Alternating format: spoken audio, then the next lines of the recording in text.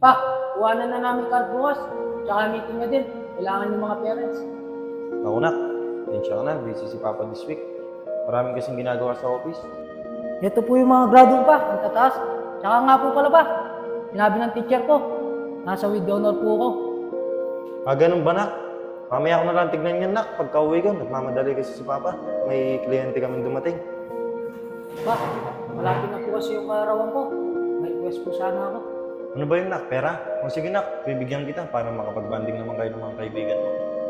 Hindi po pa. Gusto ko po sana. Kumain po tayo sa labas para makapag-banding po tayong dalawa. Naku nak, mukhang malabo yung sinasabi mo nak.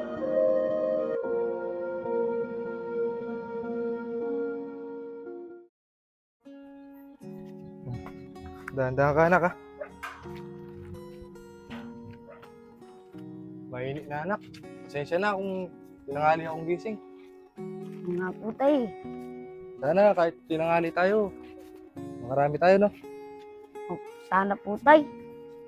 Para mabayaran ko na din po yung project ko sa school. Oo anak, basta nakarami tayo ngayon, mababayaran mo na yung mga project mo sa school. Salamat po tay ah. Tara na, para makarami tayo. Oh, kuya, mukhang mangangalakal na kayo ah. Oo Bert, nangali na nga kami. Nga pala kuya, tos, pandesal. Para may laman yung tiyan nyo. Maraming salamat po Kuya Bert ah. Sakto, hindi pa po kami kumakain ni tatay. Oh, tos, wala yun. Maraming salamat Bert ha. O, paano? Muna na kami para makarami-rami kami. Sige kuya, mag-iingat kayo. Bert. Salamat po Kuya. Tay, ito po pandesal. Kainin na po natin to. Salamat anak. Tay, napakabait po ni Kuya Bert no? Oo nga anak eh. Tsaka, tay, hindi na po siya magtrabaho. Mayaman na po sila. Ikaw ba naman engineer yung papa mo? Tatrabaho ka ba ba? Tsaka panigurado anak, di na siya papagtrabahuin ng tatay niya. Wala ako kasi anak, grade 1 lang yung natapos ko. Kasi wala kami sapat na pera noon para mag-aaral ako. Okay lang po yun tay. At least ngayon, kumakain naman po tayo 3 beses sa isang araw.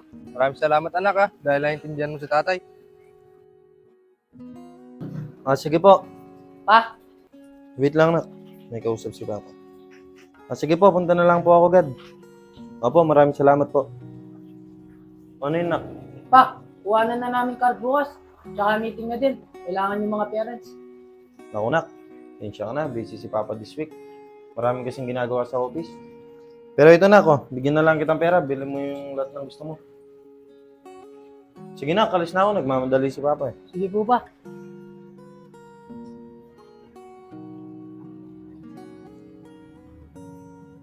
Anin mo yung maraming pera. Hindi ka na masaya. Kami na lang dalawa ni Papa dito sa bahay. Halos di pa kami magkita.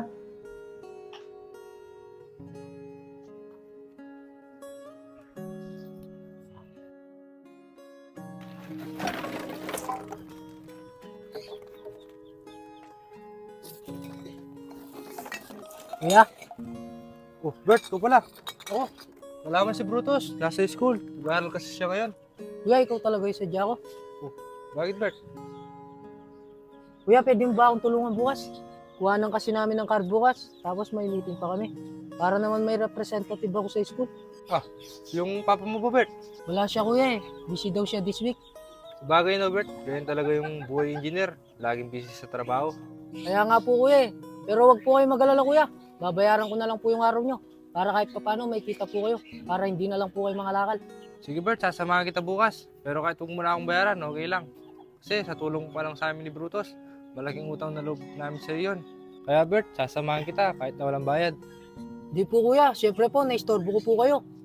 Nakakaya naman po. Wala kayong kikitain. Sige Bert, ikaw bahala kung mapilit ka. Sige po kuya. Punta na lang po ako dito bukas. Sige Bert.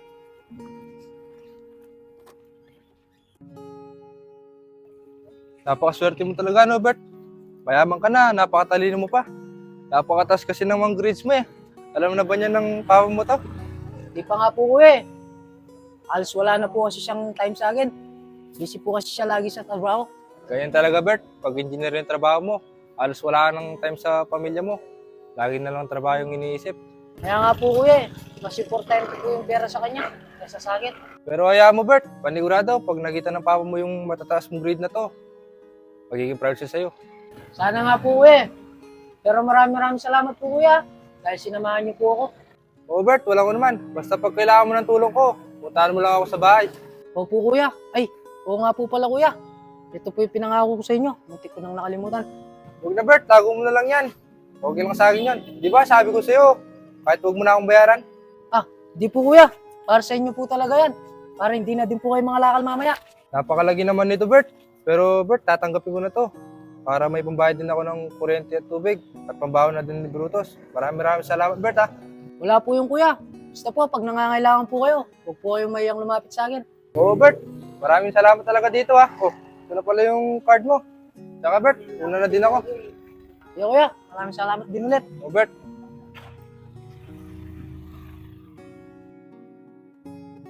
O sige po ma'am. Ito po, nagmamandali na din po ako. Pasabi po sa kliyente natin, papunta na po ako. Sige po, salamat po. Sige po. Pa, di pa po pala kayo nakalis. Buti pang kayo na lang kumuha sa card ko at nakipag-meeting. Pero okay na po yun pa. Tinulungan na po ako ni Kuya Jeremy. Ito po yung mga grado ko pa, ang tataas. Tsaka nga po pala pa, sinabi ng teacher ko, nasa with honor po ako. Ganun ba nak? Mamaya ko na lang tignan yan nak. Pagka uwi ko, nagmamadali kasi si Papa. May kliyente kaming dumating. Nga pala nak.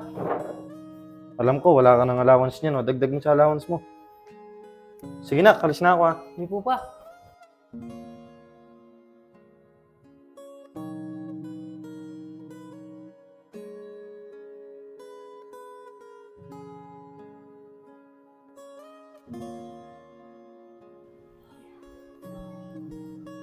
Pa, pwede ko po ba kayo makausap? Ano naman yun nak? Pa, malapit na po kasi yung kaarawan ko. May request po sana ako.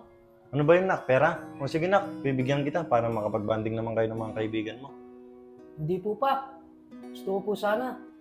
Kumain po tayo sa labas para makapag-banding po tayong dalawa. Naku nak, mukhang malabo yung sinasabi mo nak. Humingi lang ako ng day off sa trabaho. Ayaw pa nga akong pagbigyan. Nag-iusap lang ako. Pero pa, mas masaya yung birthday ko. Kung kayo po yung kasama ko. Sinsya ka na anak ha. Kung pera, mapagbibigyan kita nak. Pero sa sinasabi mo, mukhang malabo talaga yun nak. Ganun po ba pa? Sige po pa. O sige nak, pahinga muna ako, matulog muna ako saglit. Sige po pa.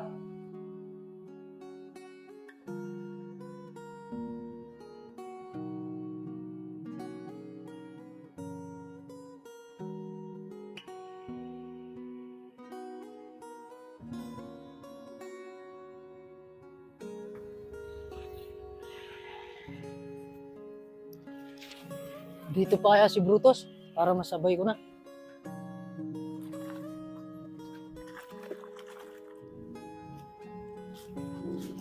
Tay, ngayon na po yung deadline na bayaran namin sa school. Ay, oo nga pala no, nak.